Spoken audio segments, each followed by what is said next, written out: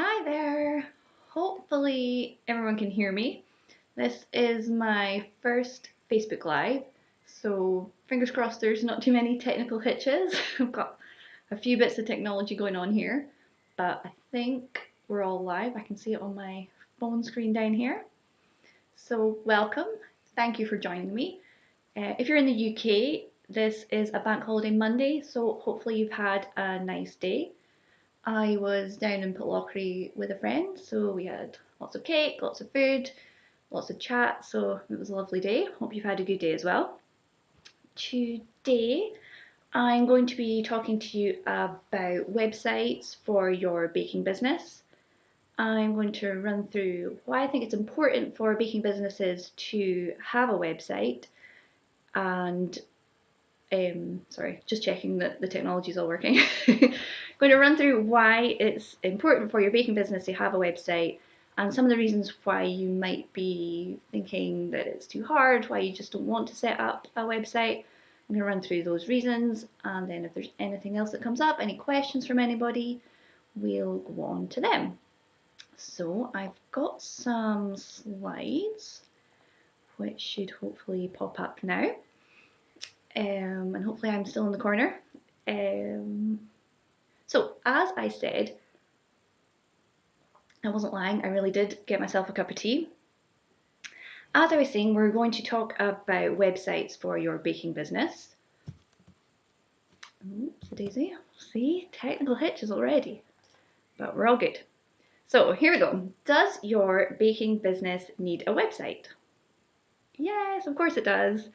Pretty sure you knew I was going to say that, but it's important to know. I definitely think it's important for your baking business to have a website. So why is it important for your business to have a website? Well, the first thing people do when they're either looking for a baker in your area or they've even just heard your name is Google. Everyone just Googles anything, they'll Google wedding cakes in your area, birthday cakes in your area, and you want to pop up whenever somebody searches for that. So whilst Facebook sometimes can appear in a Google search, it's more unreliable and it doesn't always rank the way that it should.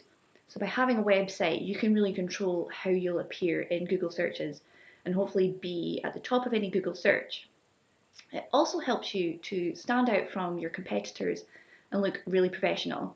By having a controlled, sort of branded website that matches any of your packaging, your business cards, it really sets you apart and makes you look as if you're sort of a level up from any of your competitors. It's really helpful if you can have that cohesive brand. It just makes you look like you really know what you're doing, which of course you do, and it makes you more memorable to potential customers if everything is cohesive. It also allows you a place to showcase your best work in a controlled environment. Whilst Facebook and sort of Instagram, Twitter are really great for instant shares, for keeping your customers up to date with what you're producing daily, what's great about a website is you can control your best images, have them displayed in the categories, and it really helps potential customers and clients to go in, view, and really be enticed to purchase from you when you can display it all in a controlled way. Also, a website can help to save you time and to streamline your business.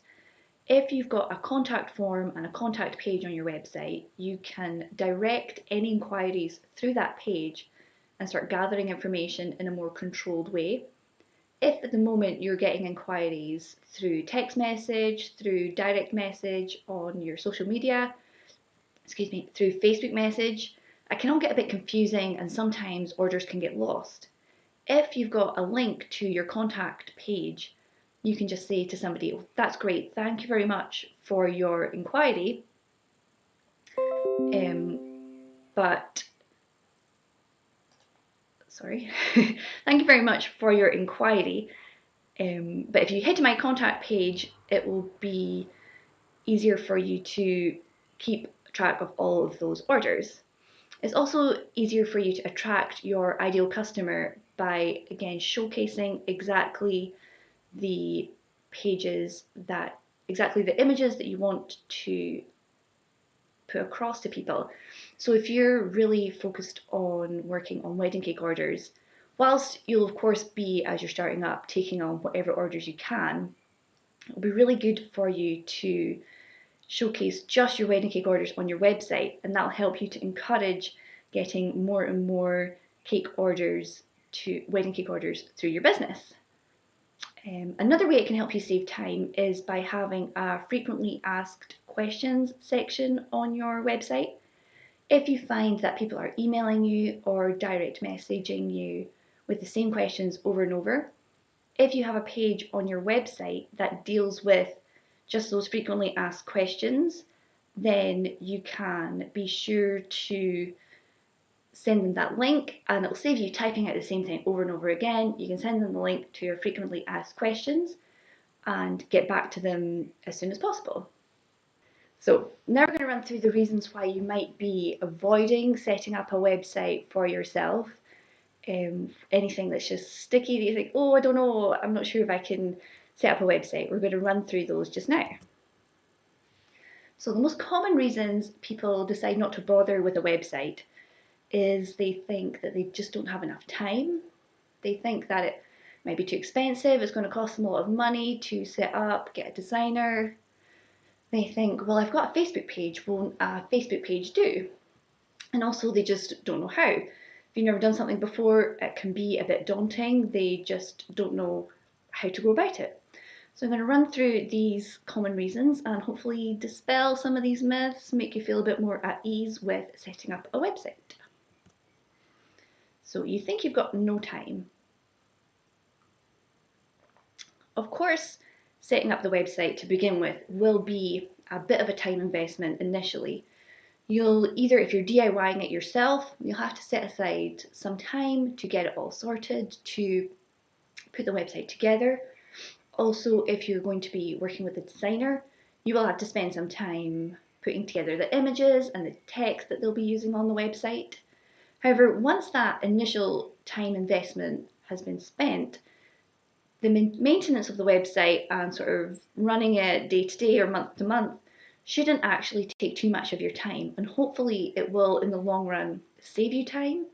As I discussed earlier, if you can start to funnel all of your orders through your website, answer frequently asked questions through your website, hopefully any of the time you've spent at the start of the project, you'll start to earn back throughout the lifetime of having your website, because it'll start to save you time in your business. And once that actual website's up and running, the maintenance should really be writing a blog post if you're going to be posting a blog, updating the images, or updating your menu and your price list. So it's more of a pop in every week or every fortnight just to make sure everything's correct and current. It shouldn't be, after that initial time investment, it shouldn't be draining on your time. And you might think it's too expensive, and this could be true. Setting up a website can really be as cheap or as expensive as you want it to be. And what I really think is, if you're new in business, if you've just started up, you shouldn't spend a lot of money on your website. Unless you're confident that you're bringing in regular orders, it wouldn't be sensible to splash out on a really expensive website. So what I would recommend is either going the DIY route or using a template. So the setup costs involved can again vary, but there's definitely ways that you can do it on a budget. What you'll be looking at are buying your website address, is buying your hosting, and if you're going to be buying a template, then buying a template. If you're just doing that sort of basic thing, you're looking at between £70 to £150 a year, which over the course of the year of your business is actually quite a small amount. So it really doesn't have to be as expensive as you probably think. And I would say, sort of going forward, as your business moves up a level, as you start to get in more regular orders, as you start to raise your prices, then you can think about maybe working with a designer, working on your branding, redoing a website to have more sort of functionality, to be more fancy, for want of a better word. But at the beginning, I think stick to the sort of low investment, the minimum, because a website doesn't need to be fancy when you start up. It just needs to be simple, but portraying the key information. So I would say you should look at it as an investment in your business, and it's also tax deductible. So it's definitely an investment in your business. What Facebook do? Now we covered this a little bit earlier in the slides, but as I mentioned, Facebook's brilliant, and I'm definitely not advocating that you don't have a Facebook page, but it's not always the best way for you to be found through a Google search or even through the Facebook search. You can search through sort of business pages and groups and people within Facebook itself, but it's not reliable in the way that it always ranks people.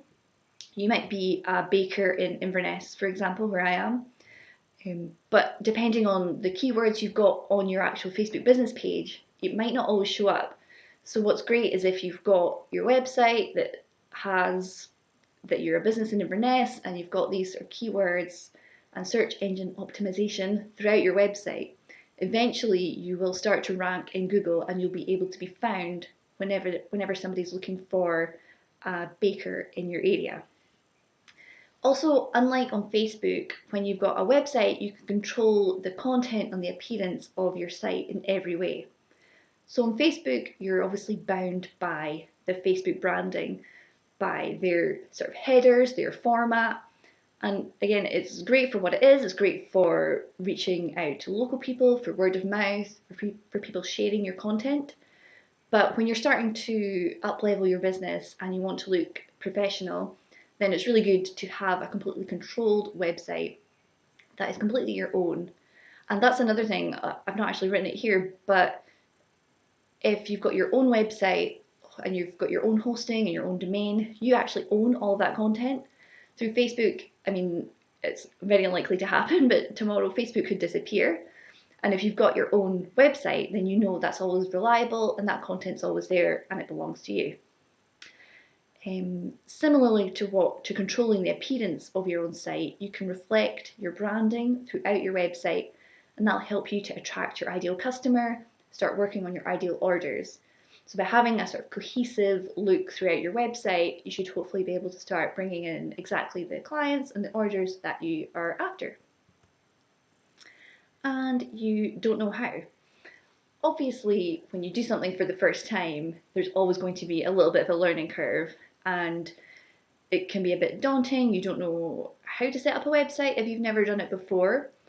But my advice here would be to keep things as simple as possible, to take advantage of website builders. There are a lot of the domain providers, such as GoDaddy, have their own website builders built in. Now, these come with their own issues, they're not the ideal scenario, but they do make building a website yourself easier. There's also platforms like Wix and Squarespace, which allow for a more drag and drop custom, where you would customize the website actually on the live page. And also WordPress now, people see that as a more complicated option, but they have a lot of templates which allow for drag and drop designing and also editing the content live on the page. They also have a massive selection of templates which will really cut down a lot of the complicated designing work for you. All you'll have to do is install that template and then you're just copying and pasting your own content and uploading your own photos. So this can all sound a bit mental and daunting if you've never done it before, and then the next coming weeks I'll go into this in a bit more detail, but there's a lot of tools out there to make DIYing your website much easier than you possibly think. Again, as I said, if you're doing it yourself, keep it simple. You just are looking for a simple website. We'll look at a couple of examples after this that just has some of your best images, some key information, and a contact form. YouTube is your friend, Google and YouTube. There are videos, resources, courses to do just about anything, including setting up your website. So when you're doing something at the start, don't jump right into spending money. Spend a bit of time doing a bit of research, and you should find it quite easy to find resources on how to set up a sort of basic website yourself. And as I've said already, a single page website can still be really effective. It will still allow you to showcase your bakes, to showcase your branding and capture those orders in a really simple way. So now we're going to look at some examples. So I've got 3 website examples for us to have a look at. Now this first one, this first one is an example of a single page website. It's got quite a lot of content on it. Personally, I might reduce some of the text they've got, but it is just to show you that you don't need multiple pages. You can just have all the information you need on one sort of long scrolling page. So at the top we've got their branding, then we've got some of their best images to showcase the type of client that they're wanting to work with and the type of cakes that they are hoping to work on in the future. And then they've got a little bit of blurb about their business. So this is sort of their about section. It lets people know where they're based, what exactly they do, and again it shows some of their best work off. Then again they go into their story. Personally, I don't think you need both, but if there's a sort of important backstory to your business, you can add a bit of blurb here. Then they go on to their gallery. So obviously this particular business specialises in wedding cakes and they showcase their best work here. Again, I probably cut this down to just my absolute best images. Obviously if you've got a huge bank of great cakes and great work, you want to show it off. I think on a single page, you'd be better just reducing this to maybe 9 or 12 images. Then they've got their frequently asked questions section. So they probably find they get lots of questions about how to set up consultations, what the pricing and the deposits are like. So adding that to their homepage is a really great idea. Then they have the menu and all important contact form. So although this is obviously a cake business that takes on really big, really high-end bespoke wedding cake orders, all they've got here is a single page website and it's really clear, takes you through everything you need to know about their business, but on a really simple website. Next, we've got something that is completely different and it's a lot more complicated. It's got a lot of pages, a lot of information, but this is a completely different kind of business. They've got a shop, they do online orders, but I just wanted to sort of show a contrast between the different types of cake business websites that are out there. I also just love the branding and the imagery on this website. I think it's so pretty and so cute. It shows that they're sort of attracting a totally different type of customer to the wedding cake business. It's sort of more cupcakes, it's fun, it's cute. So it's important to think about your branding throughout your website. It doesn't need to be as complicated or as detailed as the website as this one, but you can see just through the colors they've used, the little graphics they've used, it really conveys what kind of business they are and what kind of customer they are attracting. Lastly, this one's a little bit cheeky because I designed this one, but I think this homepage is a really good layout to show you sort of the basics of what are important to include on a website homepage. So we've got the branding and the logo at the top and the main key image. So even from landing on this page, you can tell this business specialises in party cakes, in fun events, in brightly coloured bakes. They've also got the all-important Order Now button right at the top. So as soon as you land, you know exactly what they offer and what kind of business they are, and you can go straight in and order now. A little bit of blurb about your business, and then a link to another section, such as the menu. Then you'd probably want to highlight some of your best work, your favourite bakes, and then a link again to another page, so the gallery. So what you're trying to do is sort of take users of the website on a journey that makes sense, that will take them through the pages of your website and hopefully result in an order. It's also really great to include reviews and testimonials on your homepage. People love reading reviews of businesses. I know it's what I do before I go anywhere these days. And having testimonials and reviews will really make people trust your product and see, oh, they're really loved by their customers. And then lastly, the sort of footer, contact information again, and another order button, because lots of order now buttons are really important on your website. So we're going to jump back to me. Hello. So hopefully that's helpful, just to give you a little bit of an overview on why it's important to have a website, the reasons you might be resisting having a website, and how they don't have to be problems. There are simple ways that you can go about resolving them just by keeping things simple, by sort of working your way up in your website, starting with a really simple DIY one-page website. And as your business grows, then you can start to grow your website into something more grand, something that's a bit more bells and whistles. But as I say, don't spend too much money on it, keep it simple, but use it as a tool for your business to sort of generate more clients, cut down on some of your work, and hopefully be an important part in the marketing of your cake business. So I'm just about finished.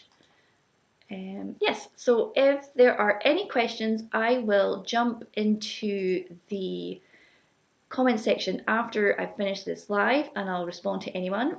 If, when you watch this on the replay, you've got anything that you'd like me to cover in the coming weeks, just drop me a comment and I'll cover that. We can have a chat about it. I can write you a reply, or I'll do a whole video about it, hopefully if it's something that I think will be helpful to everyone in the group. So thank you very much for joining me. Hopefully everything went well on my first live video. Thank you so much, and I will see you next week. Have a great evening.